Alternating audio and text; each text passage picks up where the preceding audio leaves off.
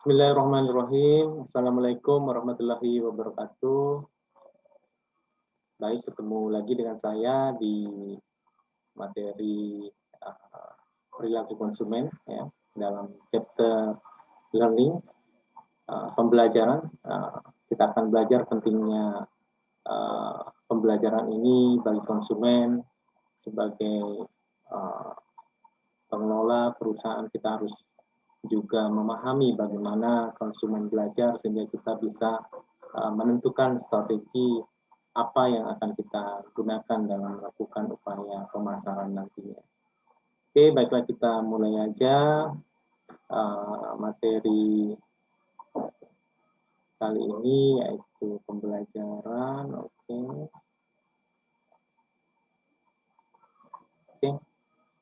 Learning atau pembelajaran.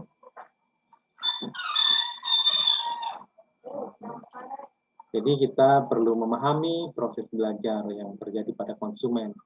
Kenapa? Karena merupakan hal yang penting bagi pasar agar dapat mempengaruhi perilaku konsumen dalam pembelian.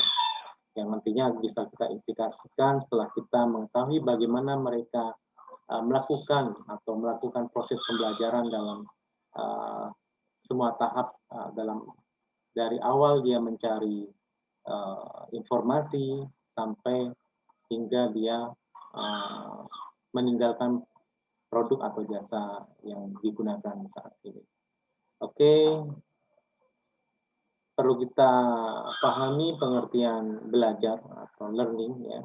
Menurut Nelson and Quick, belajar merupakan sebuah proses perubahan pengetahuan atau perilaku yang bersifat relatif permanen. Ya. Sedangkan Hawkins menyatakan bahwa belajar adalah suatu perubahan yang berlangsung dalam organisasi maupun isi ingatan jangka panjang, isi ingatan individu dalam jangka panjang. Jadi bisa disimpulkan dari dua definisi tersebut, belajar dikatakan telah berlangsung pada konsumen jika konsumen mengalami perubahan. Perubahan apa? Perubahan pengetahuan pastinya. Dari tidak tahu menjadi tahu, dari tidak membeli menjadi membeli setelah menerima suatu informasi. Oke.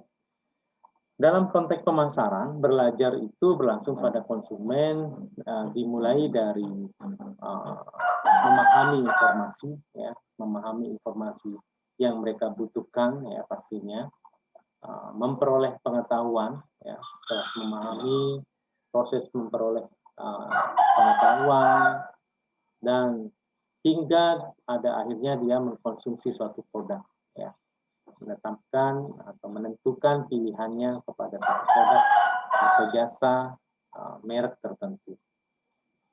Oke, 4 faktor penting yang mendukung keberhasilan belajar ini. Yang pertama motivasi, motivasi dari individu tersebut atau konsumen tersebut.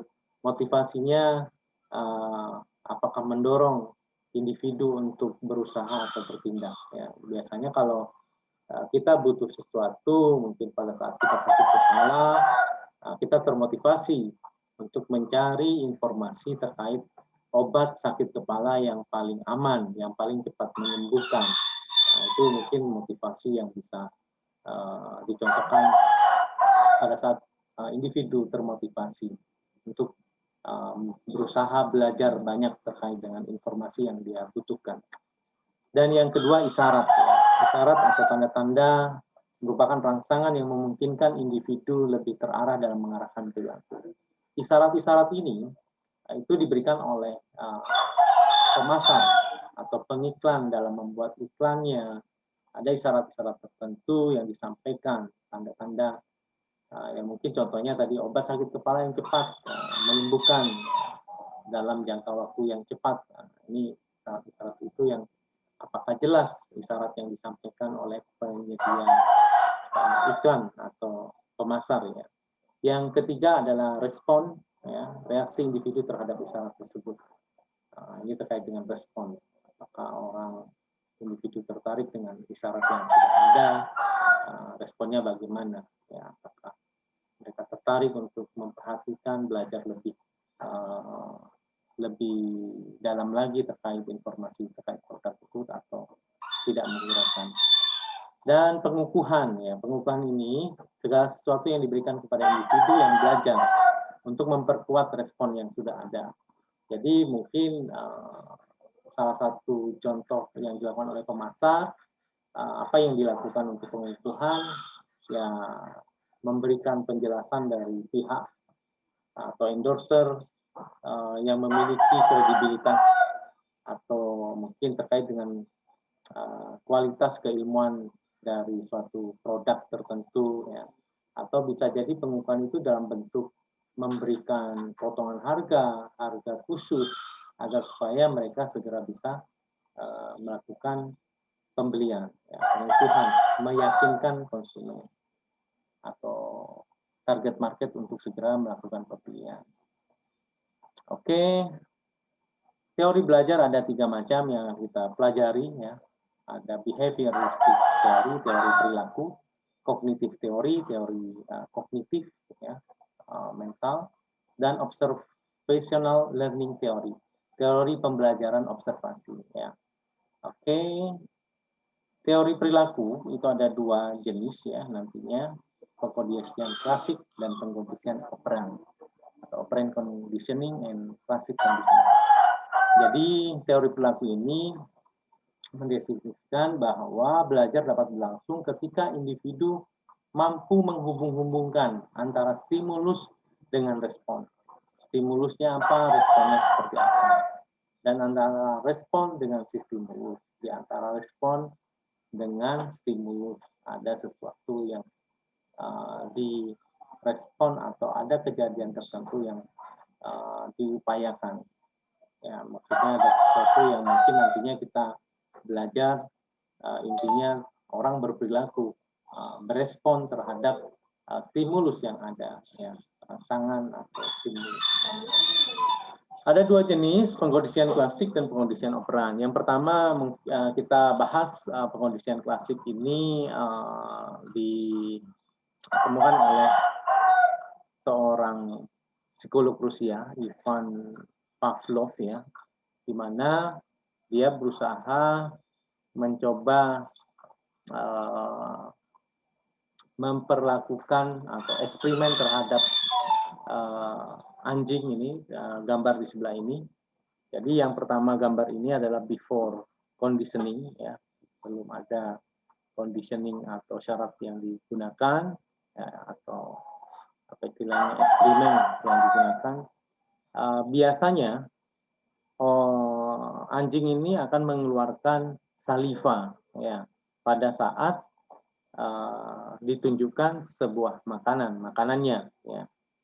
Unconditioned stimulus ini yang 1-2 ini before conditioning, ya, belum ada condition tertentu, ya. Oke. Yang kedua, pada saat ini bisa bel, bisa sempritan, ya, whistle, ya. Pada saat ada suara bunyi sempritan, ya, whistle, anjing itu tidak ada respon, ya, pastinya tidak ngefek, salivanya tidak keluar, ya. Kalau yang ini respon normalnya ada saliva yang keluar, air liur keluar, ya. Tetapi kita lihat kondisi awal bahwa kalau saat kita menghadapkan makanan kepada anjing, dia pasti keluar air liurnya, itu biasa, normal, dan sempritan atau whistle ini mereka tidak berespon sama sekali, no condition respon, ya. Tapi pada proses conditioning, ya, eksperimen selama eksperimen ini atau conditioning, sebelum memberi makan, ini conditioningnya adalah meniup trompet, sempritan, ya, whistle. Whistle dulu baru ngasih makan. Nah, ini dilakukan berulang-ulang. Ya, responnya salivasi, ludahnya keluar karena ada makanan yang dikeluarkan. Diulang-ulang, setiap ngasih makan, disemprit baru dikasih makan, disemprit, berulang-ulang. Dan akhirnya setelah eksperimen after conditioning itu, apa yang terjadi? disemprit aja langsung keluar salivanya. Ya, yang awalnya tidak ada respon jika ada whistle dibunyikan. Ya. Sehingga setelah conditioning ternyata disemprit atau whistle-nya dibunyikan, salivanya keluar, ada respon. Conditional stimulus, ada stimulus conditioning eksperimen, dan ada hasilnya adalah conditioning respon. Responnya muncul. Oke, pengkondisian klasik ini kita terjemahkan lebih dalam bahwa semakin banyak latihan atau pengulangan dilakukan, hasil belajar akan semakin lebih baik. The law of exercise, ya, hukum dari latihan, ya. Jadi dalam belajar individu seringkali menyamakan stimuli yang memiliki kemiripan, stimulus generation. Nah, contohnya tadi setelah ada bunyi trompet nanti pasti ada makanan gitu, sehingga dia akhirnya keluar air liur anjing itu, ya. Jadi sama dalam belajar individu, ini bukan berarti menyamakan, ini kan eksperimennya memang pada anjing, ya.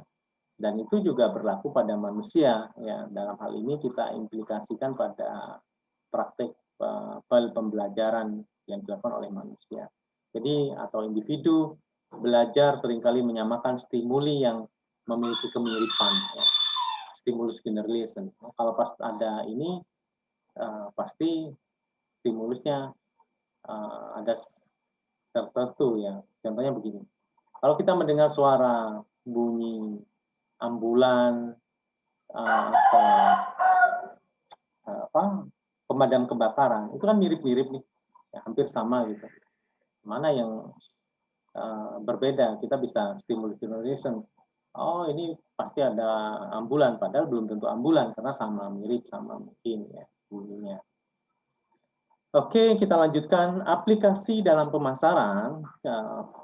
Teori pengkondisian klasik yang pertama ini kita aplikasikan pada prinsip pengulangan iklan, sehingga iklan itu tidak hanya diputar sekali terus sebulan menghilang gitu, tidak, sehingga perlu diputar dalam seminggu 2 minggu awal, ya, memang diulang-ulang agar supaya dipahami, ya, agar supaya orang akhirnya memahami belajar dari proses belajar tersebut.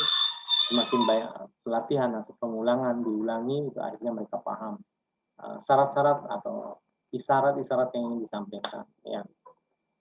Dan berikutnya adalah generalisasi stimulus, ya. Apa implikasinya generalisasi stimulus tadi? Kalau sudah dianggap produk suatu brand itu bagus, biasanya brand-brand tersebut akan memperluas lini produknya, ya, kategori produknya dengan menggunakan brand yang sama, ya. Perluasan lini, kita sudah dipercaya nih image-nya bagus, kualitasnya, ya, mungkin kita bisa membuat lini produk yang lain, ya, dengan brand yang sama. Oke. Terus bentuk dan kategori-kategori produk yang lain. Ini generasi stimulus.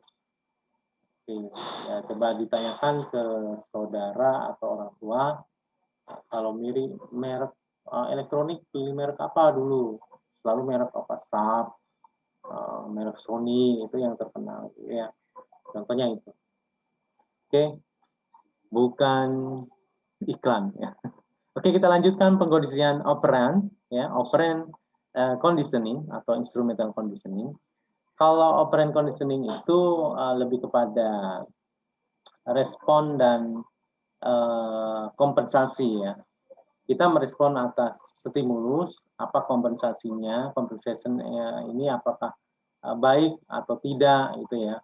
Kalau tidak, dia akan meninggalkan dan memilih yang lain, dan sebaliknya, dan seterusnya seperti itu, sehingga dia menemukan produk yang paling sesuai dengan harapan atau keinginan individu tersebut. Jadi contohnya ini, seseorang memerlukan sampo, ya, ketombe, mencoba merek A. Ketombe semakin banyak atau tidak hilang, ya, dia akan ganti merek B. Rambut rontok, ganti lagi. Rambut kusam, ganti lagi merek D. Ketombe hilang sampai dia mendapatkan kompensasi atau reward yang dalam hal ini bukan reward uang itu, tapi apa yang diinginkan oleh konsumen ya, atau individu untuk memecahkan permasalahannya. Ini operan. Oke, belajar terjadi, operan condition ini belajar terjadi melalui proses mencoba dan mencoba, dan kebiasaan akan terbentuk jika ada konsekuensi positif. Ini reward, konsekuensi positif ya. Jadi dia akan coba belajar ya, dalam hal ini mencoba produk A, ganti produk B, kurang cocok, ganti ya, ini proses belajar hingga dia mendapatkan konsekuensi positif sesuatu yang dia sukai atau reward itu. Aplikasi dalam pemasaran, karena konsekuensi hasil atau reward berperan penting dalam belajar, sehingga perlu dipertimbangkan untuk strategi pemasaran memberikan reward tertentu ya, atau konsekuensi positif yang bisa ditawarkan ya. Oke, teori kognitif. Oke, teori yang kedua, teori kognitif. Pembelajaran merupakan adalah aktivitas mental ya, kognitif. Kemampuan untuk mengolah informasi tergantung kemampuan kognitif konsumen dan kompleksitas informasi yang akan diproses.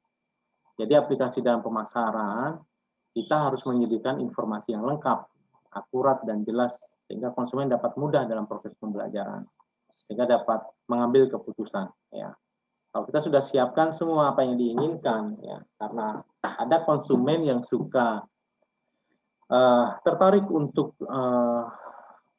menggali lebih dalam, memahami. Dalam hal ini dia belajar merupakan aktivitas mental dari individu, ya, dia akan berusaha mengetahui semua hal tentang produk atau jasa yang akan dia konsumsi. Ya, kita sediakan aja semua plus minusnya bahkan ya, meskipun jarang sekali memang sesuatu yang negatif kita sampaikan. Tapi kita harus jujur, kalau negatif ya kita sebaiknya sampaikan. Sehingga mereka akan segera bisa mengambil keputusan ya. Mudah, tidak perlu mencari lebih lama lagi, mencari kepada tempat yang lain, meskipun kita tidak bisa menghalangi hal itu ya. Tapi kalau kita sediakan, dia bisa segera mengambil keputusan. Yang ketiga adalah teori pembelajaran observasional. Jadi individu itu dalam belajar akan meramalkan konsekuensi dari perilaku yang dilakukan. Konsekuensi perilaku yang dia lakukan itu dia dapatkan dari proses memperhatikan, observasi ya. Jadi belajar individu itu akan memperhatikan perilaku orang lain, mengamati konsekuensi dari perilaku yang dilakukan ya. Jadi dia observasi, belajarnya dari observasi terhadap teman-teman di sekitar, keluarga dan orang-orang yang ada di sekitar ya. Perilakunya seperti apa. Jika itu memang diterima oleh masyarakat, tidak melanggar hukum, mungkin konsekuensinya dia akan meniru ya, akan mengambil keputusan yang sama. Jadi individu mempunyai kemampuan untuk mengatur perilakunya sendiri ya, melalui proses regulasi diri ya, mungkin aturan yang dia anut ya, hukum, norma tertentu yang dia rasa yang paling benar ya, itu proses regulasi diri. Dan akan memberikan penghargaan maupun hukuman atas perilaku tersebut ya, karena dia memiliki proses regulasi tadi atau norma yang dipegang ya. Kalau ini kurang baik atau tidak baik dan sebagainya. Aplikasi dalam pemasaran teori pembelajaran observasional ini adalah terkait dengan karena mereka belajar melalui observasi, melihat ya, peran model atau endorser ya. Endorser dari sebuah iklan dalam pembelajaran observasional sangat penting karena individu akan melakukan perilaku sesuai model. Model dalam hal ini ya pastinya endorser yang terkait dengan produk atau jasa target market kita ya, agar supaya mereka akan tertarik atau terpengaruh untuk melakukan hal yang sama dengan model atau endorser yang kita pilih. Efektivitas model itu jika yang pertama model secara fisik menarik memang ya, tidak perlu bintang yang terkenal, karena mahal mungkin kita bisa memilih model yang secara fisik menarik meskipun belum terkenal ya. model berhasil, mungkin pencapaian tertentu yang kita gunakan adalah orang-orang yang sudah berhasil, achievement yang bisa menarik konsumen, achievement apa yang dia dapatkan dan membuat dia terkenal ya. Yang ketiga, kredibel, dapat dipercaya, ya, kredibilitasnya seperti apa. Dan yang keempat, model memiliki kemiripan ya, dengan calon target marketnya. Ya. Kemiripan ya, kalau anak muda, produknya anak muda ya kita pilih yang anak muda, jangan sampai salah orang dewasa yang digunakan. Atau sebaliknya anak-anak ya kebanyakan memang bintang atau modelnya anak-anak ya. Oke, saya kira cukup materi learning pembelajaran dalam mata kuliah perilaku konsumen kali ini. Semoga bermanfaat bagi kita semua. Saya akhiri, wabillahi taufiq wal hidayah. Wassalamualaikum warahmatullahi wabarakatuh.